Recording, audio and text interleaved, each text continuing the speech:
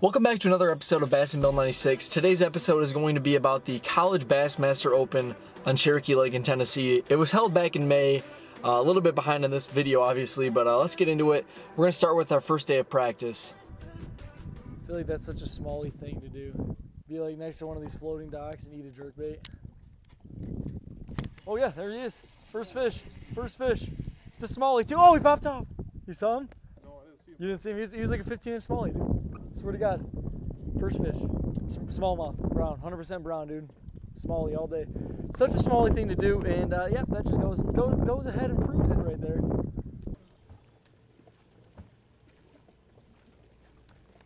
Got one. Nope. What is it? Is it a largie? What is that? Is it a spot? Are there spotted bass in here?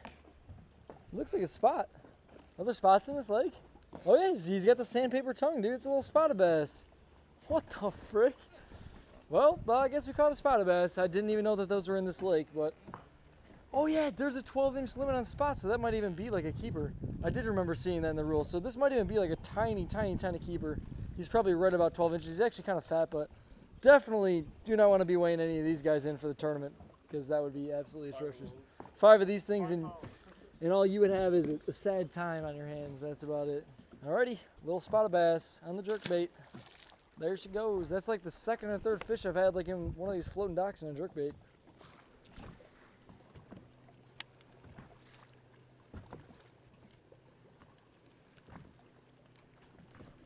Got one. Oh, it's a big one. It's a big smallie. It's a giant smallie. Oh man, that's a big smallie. Holy shit. Well, that just happened. That's 3-pound smallie all day, 3+. So we're trying to keep this on the down low. Just caught like a 3+ pound smallmouth on the jerkbait. Pretty much doing what we've been doing for about an hour, and for some reason that one randomly bit. So that, I don't know what that tells us, if it's just like a slow bite and you have to kind of just pick it apart, or if that was a random fish, but we're gonna probably keep trying to do this, see if we get another one doing that, and maybe it's just like a really slow bite and you just don't catch a lot. Which, I mean, I'm fine with that. If we could pick apart, you know, 5 bass a day like that, then we will be just set, to be honest. So the first day of practice, we decided to try to cover some water. We were throwing jerk baits. We were mainly targeting floating docks and chunk rock, and we did not have a ton of success. So we're fishing the southern end of the lake. It was clear water, it was colder water. We were looking for fish that were still closer to this spawn, but most of the smallmouth are obviously done spawning by the time we were down in Tennessee in May. But we were down fishing that colder water, looking for those smallmouth that were still up near the bank, and didn't have a ton of success doing it. We caught that 1 3-pounder and a couple other smaller fish. So we decided we're gonna try something different for day 2.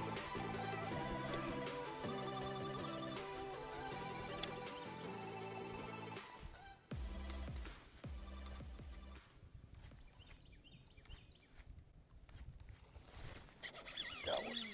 Yeah. Dude, oh my God, smoked the popper. It's a good smallie. She's got a choke, dude.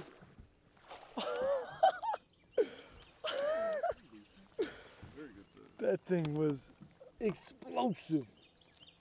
Alrighty, so they're eating topwater. That thing absolutely crushed the popper. Where's those pliers? I don't want to get a hook in my hand. Not feeling that today.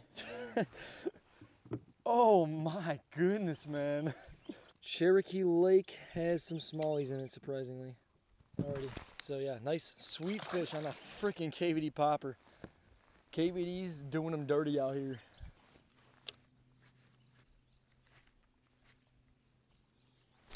Got one. I think it's a largie. It's a largie, dude. It's a good one too. It's a good largie. It's a keeper. Okay, got one. First largemouth of this lake. It took us about 7+ hours of fishing this thing to catch a single largemouth. I don't know why I wanted to catch a largemouth so bad, guys, but we finally did it. He's probably a 15, 16 incher. Small little keeper right there. Okay, yeah.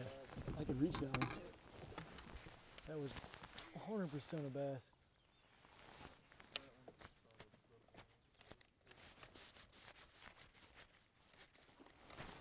Oh my God. Holy shit. Holy shit.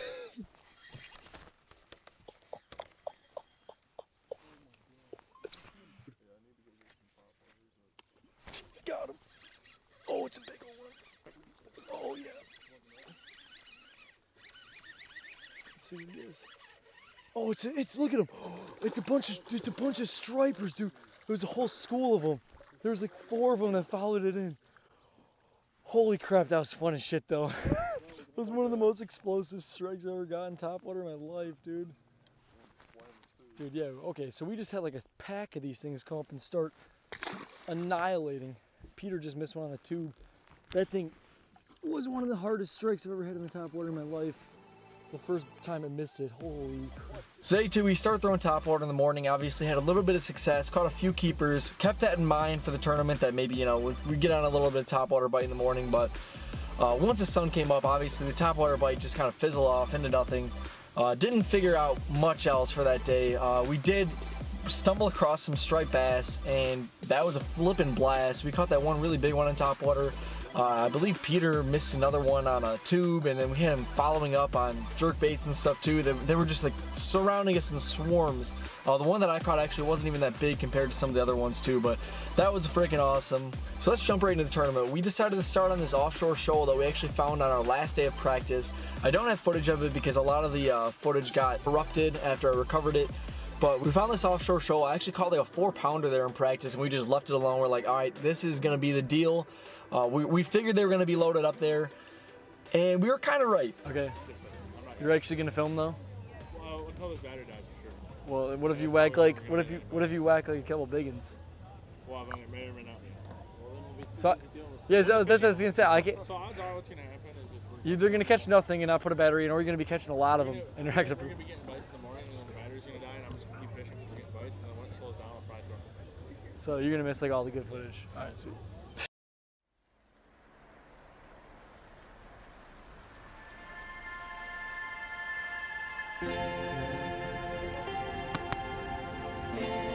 Yeah.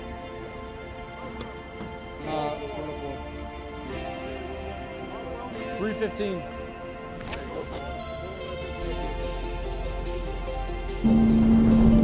Yeehaw, baby! So we rolled up, and there was another boat fishing the shoal, so we stayed off to the edge, and we just, you know, kind of minded our own business. We weren't getting right up on top of the shoal where we wanted to be. Didn't catch any fish. Finally, that boat moved away. We watched them catch several keepers right on the spot that we wanted to start, but we were in my little Skeeter with a 90 horse, and it was like a 10-mile run. Didn't get the best boat draw, so they beat us to the spot. They caught, I believe, an entire limit off the spot, and then they left, so we moved on to it, and then this happens. Going.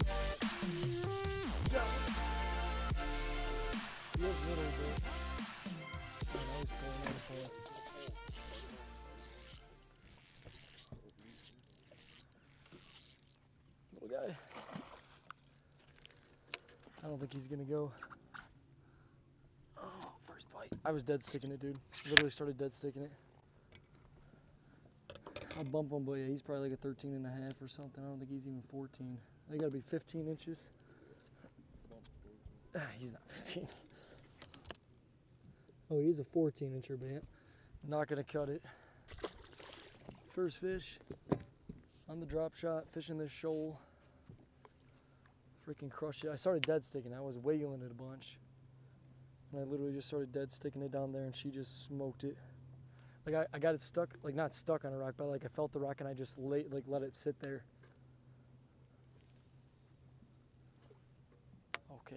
Okay, baby.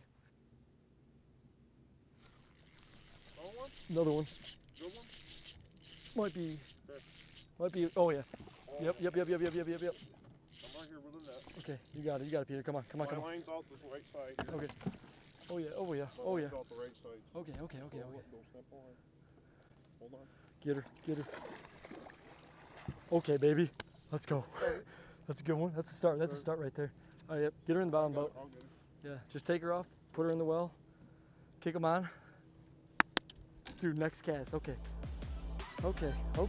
So I busted a short fish, and then I busted like a 3-pound smallmouth right in the spot that we wanted to start the day, where they actually caught several keepers. It would have been awesome if we could have got there first and, you know, picked apart the school like we planned on doing, but we did not get any more bites right after I caught that like 3-pound smallmouth. So we pretty much went and scrambled. We didn't get another keeper bite for about 6 hours, and the conditions actually started changing a lot. The storm rolled through, and it started raining. It started getting cloudy outside. Peter picked up a deep diving crankbait, which I don't think we caught a single fish on in practice, and he just went to frickin' work. He put 4 like 2-pounders in the boat. We ended up with like 10 or 11 pounds for a 5-fish limit. Brought him to the scales. The clip of us weighing him in actually got freaking corrupted after about 5 seconds. So here's us walking up the scale. And then, yeah, we weighed in about 10 or 11 pounds. We're about a pound out of the cut to go to the national championship. So the next day, we're looking to catch like 12 pounds. That's basically what we need to go catch going into day 2.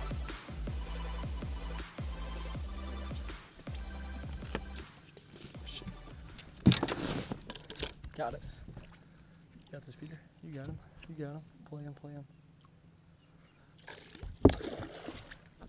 Play him, play him. You're good, you're good.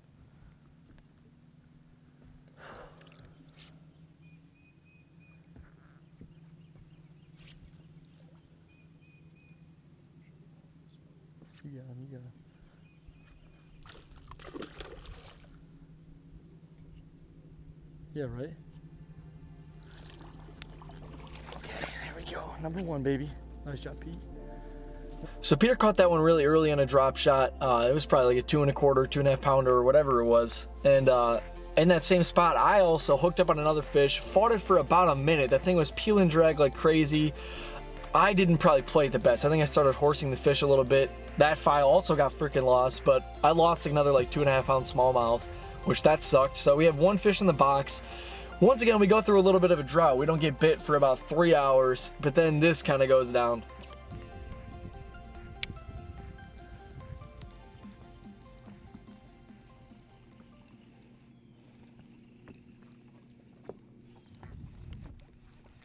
I think I got one. Yeah, I do. It's a little guy. No. Yeah. Hey, dude. I think I did get bit right before that, too. Like, no shit.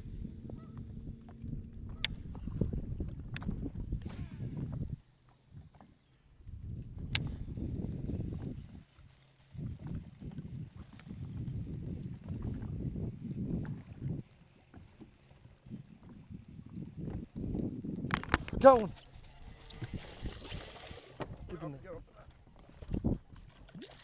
There we go, dude. Oh, it popped off. That's gonna keep too. Dude, I think this deep cranking's a deal. Make sure, but that's like a 16, 17 inch fish, I think. Oh yeah, she's 17 inches long.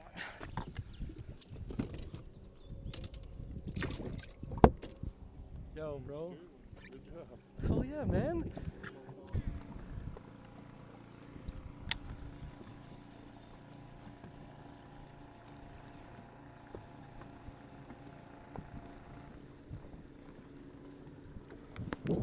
Got one, big one, big one. Did he? There's our fucking limit fish right there. That was a fucking big one too. Son of a fucking bitch. So I caught a short, and then I caught another keeper. We get all hyped up, and then I miss like 3 more fish on the friggin' deep diving crankbait. I don't know what was going on. Like, pretty much with the deep diving crankbait, you're just grinding along, you know, maybe varying the tree every once in a while, and the rod just kind of loads up, and then this fish were just popping off. Like, there was nothing I could really do. It was a brand new crankbait, it had brand new hooks on it. And that last fish you actually saw, rod loaded up, had him on, had him pinned, and then it just went slack. Like, I don't know what I could have done differently. It was really kind of depressing fishing that tournament. You know, we went down there with high hopes because it was primarily a smallmouth fishery, and a lot of those guys, we actually talked to a lot of people that were down there from the southern schools. A lot of them have never even caught a smallmouth in their life, and they freaking whipped our butts. We thought we were going to go down there, you know, with some of that northern knowledge and catch those smallmouth, but they didn't really act like the ones up here, if you ask me. I mean, they were really finicky. There was about 260 boats out on Lake Cherokee, which is only like a 30,000 acre reservoir, so pretty much every single point had like 3 boats fishing it. Every single spot was pounded to a friggin' pulp. It was just really difficult fishing out there, but a huge shout out to one of our teams, Lucas and Nolan. They actually ended up winning the whole thing, which is freaking crazy because there's 260 boats. They put together like 13 to 15 pounds every single day for 3 days, and just absolutely smacked them. They were kind of targeting a little bit of different structure where a lot of other boats were not fishing the water that they were on. I think that was key, that they kind of had their areas to themselves. But You know, another thing that played a huge role in this tournament was basically having electronics. I know that when they said they found their spot, they didn't necessarily mark any fish on it, but you're able to like find those little pinpointed key locations. And as you can see by this clip, we were using my phone, which I just have like the little Navionics app on there, and we were basically trying to like triangulate and pinpoint spots using a phone because I don't really have a very functional graph on my boat. That's something that I'm working on getting for next year, but I think that when you're targeting offshore smallmouth, you know, it's probably pretty good to have like a nice graph in the boat, and that definitely was not playing to our advantage in this tournament, but you know, you live and you learn. We tried throwing, you know, the crankbaits and doing some other sort of techniques that we didn't necessarily need to grab for, but it just didn't work out for us in the long run. But on a lighter note, we got a lot more tournament videos coming your way, guys. I filmed a ton this summer. I finally got, you know, access to all those recovered files, and so I'm gonna be posting. Be on the lookout, and if you're not already subscribed, hit that subscribe button. But I will catch you guys next time.